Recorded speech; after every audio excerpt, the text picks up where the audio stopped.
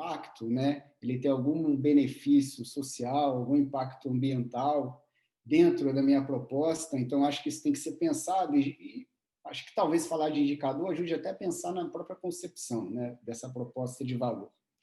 Tá? Então, acho que a ideia era essa, trazer isso para o começo.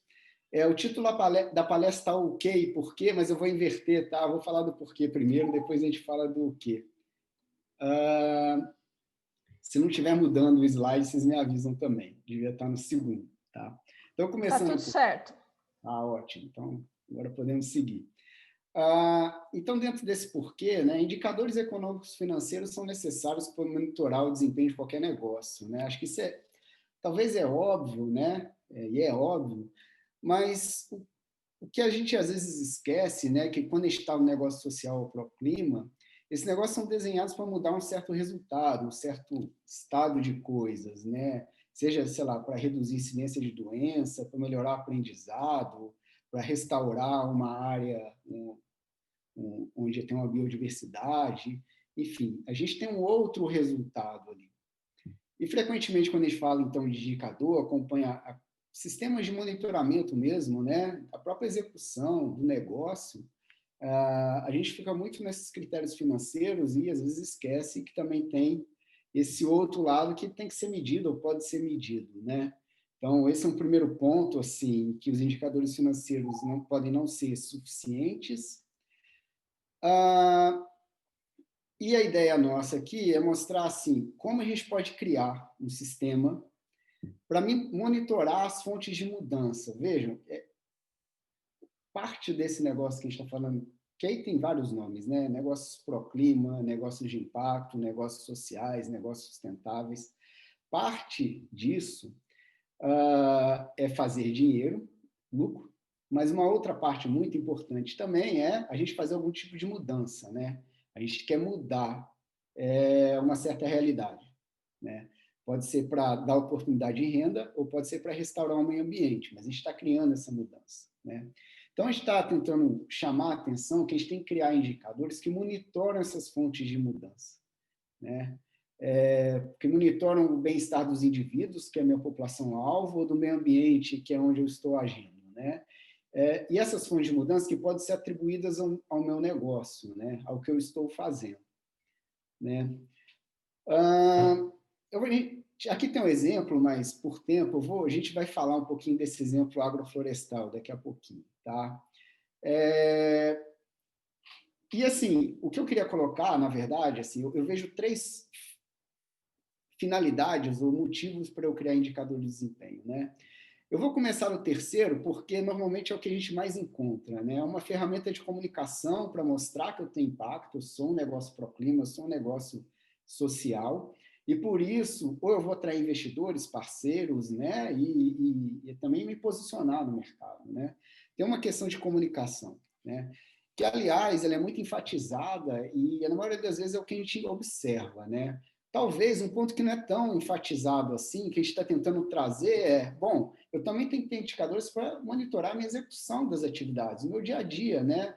Ou as minhas reuniões mensais, semanais, trimestrais, eu tenho que ficar medindo e acompanhando isso também, né? Essa é a segunda finalidade, que sim, ela é importante e que, às vezes, quando a gente vai nos fóruns de discussão de investimento, ela tem um papel menor e, às vezes, até subestimado, né? Eu acho, minha opinião.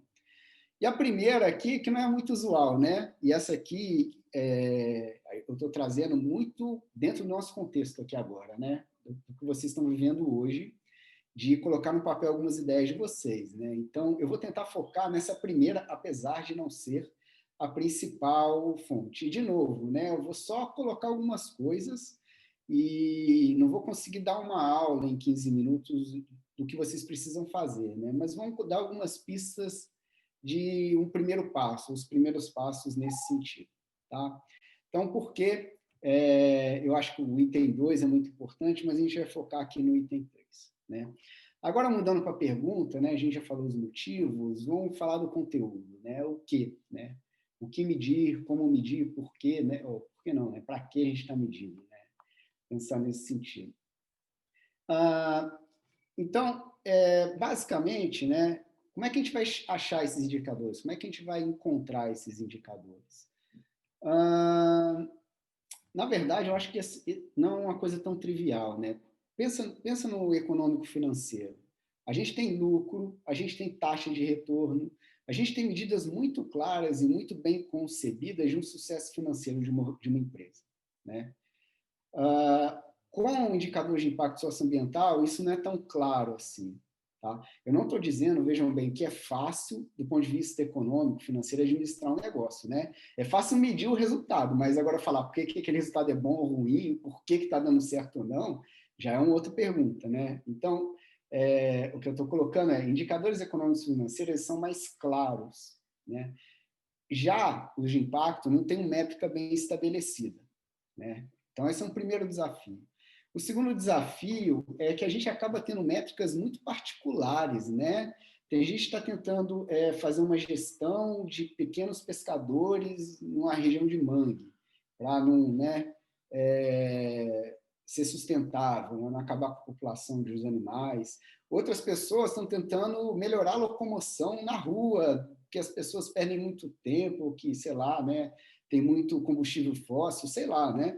Assim, é muita coisa diferente. E acaba que as métricas, elas são muito específicas para os negócios, que também não acontece nas métricas econômicas financeiras, né?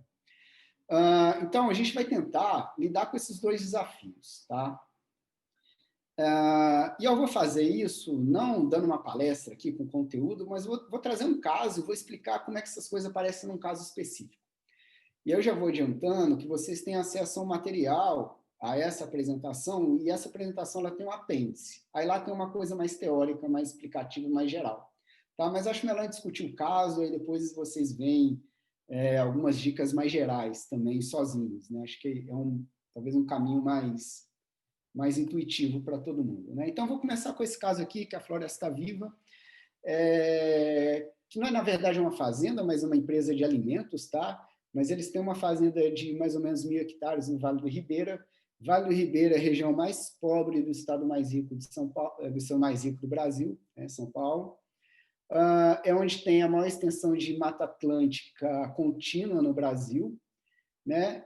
E eu acho que tem uma relação entre essas duas coisas, né? Porque é difícil fazer atividade econômica num lugar que é tão preservado, né? Tem esse lado. Então, Floresta Viva está nesse ambiente, eles têm essa fazenda e eles estão implantando um sistema de agrofloresta. Né? Por que agrofloresta? Primeiro, lá, o que tinha de agricultura era pecuária, basicamente, e isso degrada muito o solo. Então, já era uma região de preservação, já tinha um potencial ali, já tinha vida ali. Né? Então, se eu colocar agrofloresta, eu vou conseguir recuperar o solo, vou manter ou aumentar até a área de floresta em pé, vou produzir alimento, vou processar alimento, que eles têm uma fábrica também, e eu vou também colocar madeira nobre lá, que daqui a 20, 30 anos eu ainda vou ter uma renda maior ainda, né? Assim, pensando no longo prazo, eu tenho uma rentabilidade maior ainda com madeira, com venda de madeira, né? E, assim, uma gestão da floresta, né, que eles estão fazendo. E por quê? Né? Então, o que leva, né, a Floresta Viva? Uma empresa com fins lucrativos. O objetivo deles é ter retorno financeiro no mesmo nível que qualquer outra fazenda de alimentos. Mas, ao mesmo tempo, eles estão restaurando o meio ambiente, eles estão preservando essa área que é super sensível aqui em São Paulo. Mais um pouco, eles estão criando um módulo para pequenos produtores. Para esses pequenos produtores, e eles têm uma ideia, acho que, não lembro o número exato, não vou nem falar o número porque eu não lembro exato, mas esse módulo de pequenos produtores, eles dariam tipo uma caixinha pronta, né? Vai, aplica, dá uma certa assistência técnica, e esses pequenos produtores depois, como eles criaram uma fábrica de processamento de alimentos, vira fornecedor, e eles diminuem o risco, né, de não ter fornecimento também, né? Dentro de uma produção super específica agroflorestal, orgânica, agroecológica, né? Dentro da concepção de produção deles, né?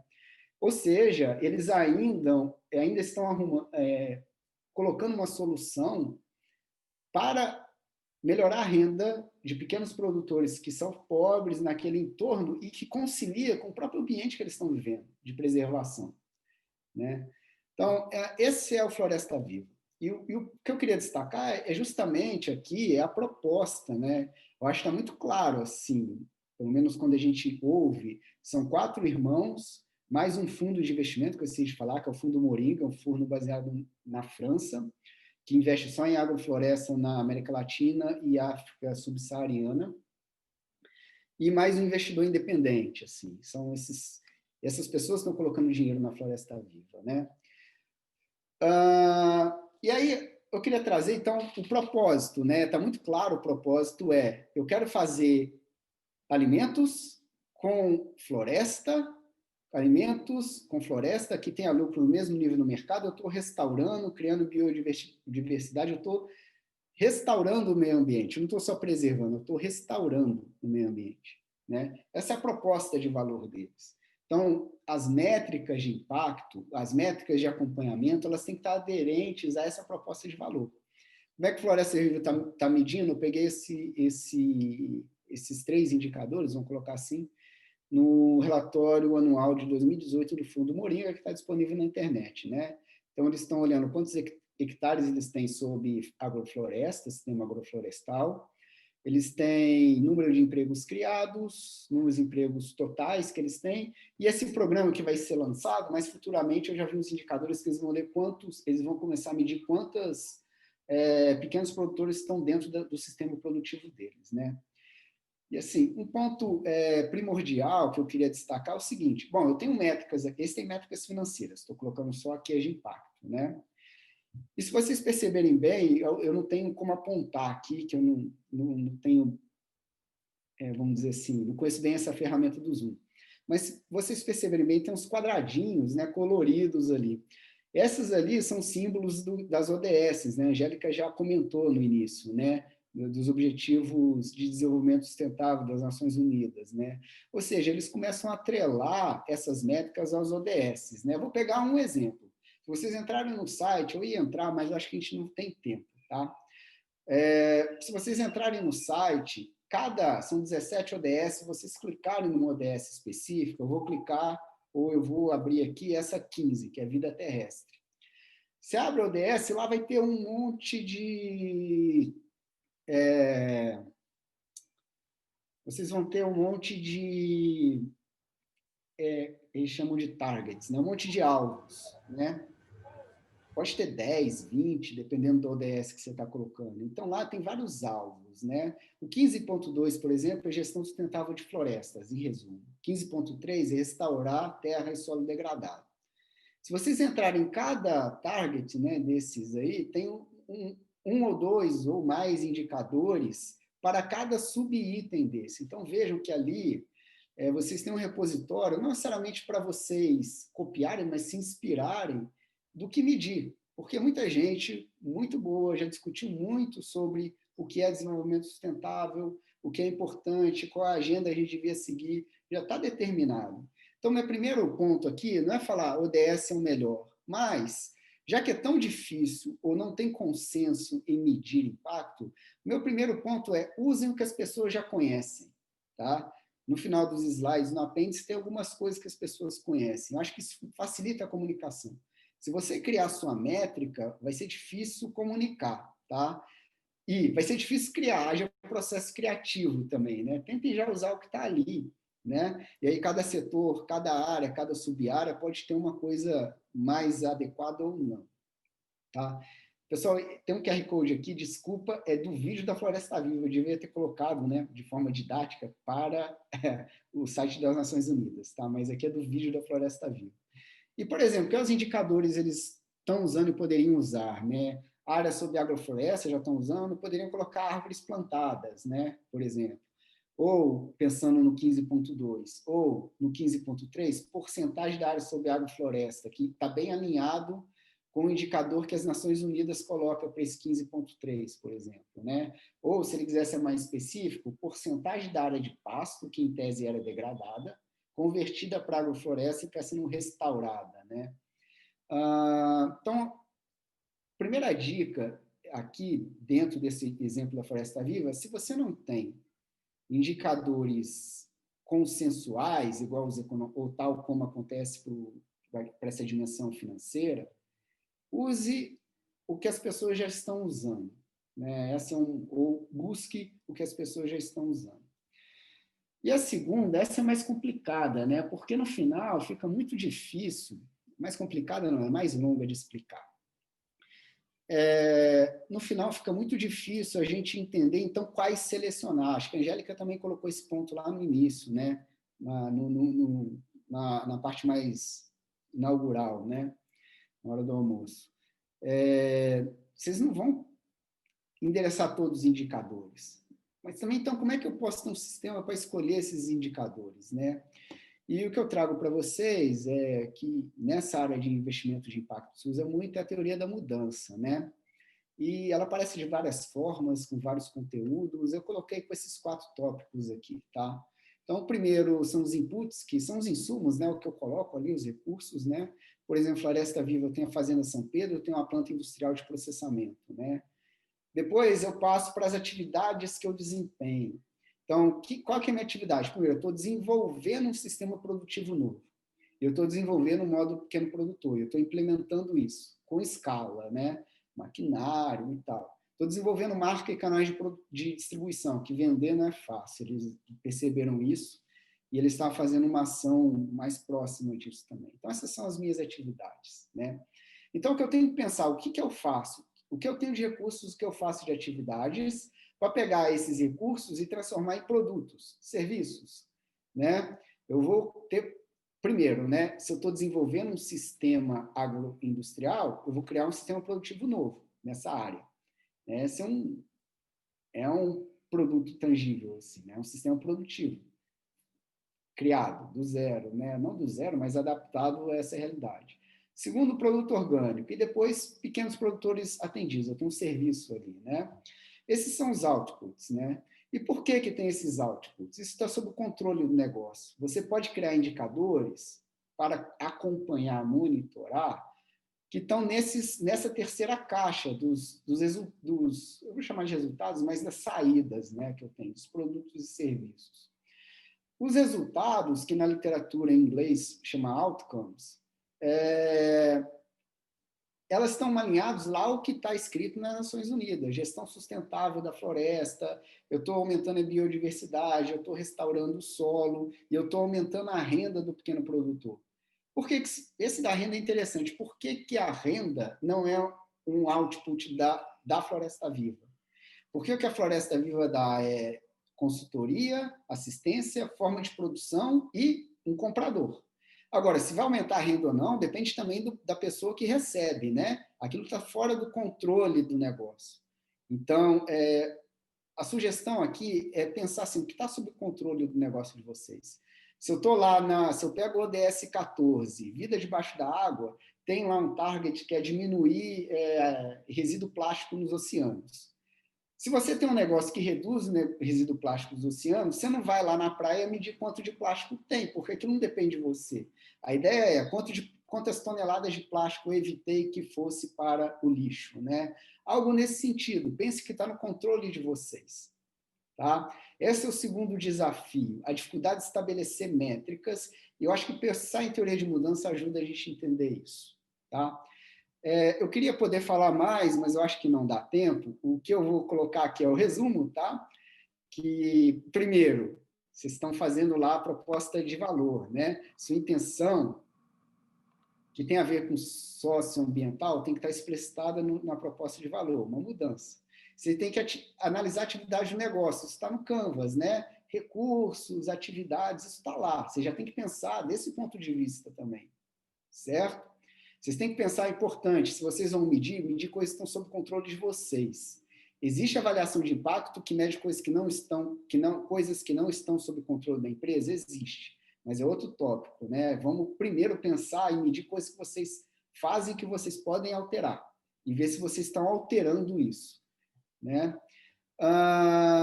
Conciliar indicadores específicos do seu negócio que saem das atividades, dos recursos, da mudança que eu estou propondo, com coisas já estabelecidas, por exemplo, ODS, A ODS é um deles, mas existem outros, tá?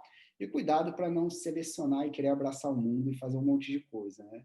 Vamos selecionar 3, 4 indicadores ou 5, que eu acho que é um bom número, tá? Me parece. Eu acho que é isso. De novo, né? Não é uma aula, não vai ser completo, o material complementar está ali e meu e-mail está aqui. Eu não estou no WhatsApp, mas eu prometo responder o e-mail como se fosse um WhatsApp, tá? De uma maneira rápida. Quem quiser conversar comigo pode mandar um e-mail que eu respondo. É isso, obrigado, gente.